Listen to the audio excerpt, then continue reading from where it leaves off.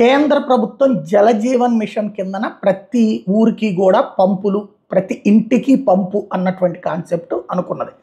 అయితే దాంట్లో ఎదురైనటువంటి అతిపెద్ద చిక్కేంటయ్యా అంటే పూర్తి కాకపోవడం. నిజంగా ప్రతి ఒక్కళ్ళకి హ్యాపీ కదా మంచినీళ్ళ పంపు వస్తే. అంటే ఆ అవుట్స్కట్స్ ఉన్నటువంటి ప్రతి నగరానికి అవుట్స్కట్స్లో డెవలప్ అయిపోతూ ఉంటుంది. బట్ వాటికి మంచినీళ్ళు రావు, అక్కడ ఉన్నటువంటి బోరు వాటర్ మీదనే ఆధారపడతారు.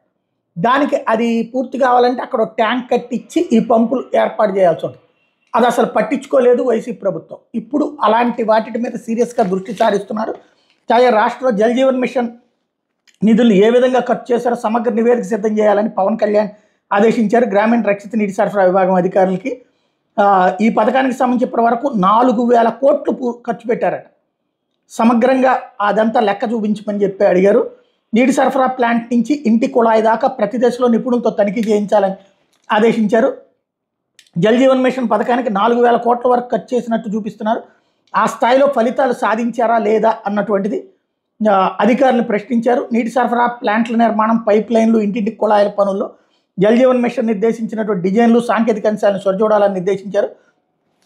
పురోగతిలో ఉన్నటువంటి జలజీవన్ మిషన్ పనుల్లో రాష్ట్రం 29వ స్థానంలో ఉన్నట్టు అధికారులు తెలిపారు. పనులను వేగంగా ముందుకు తీసుకెళ్లడంతో పాటు నాణ్యతా ప్రమాణాల ప్రకారం పైపులు వేస్తున్నారు లేదో పరిశీలించాలని ఈ సందర్భంగా స్పష్టం చేశారు.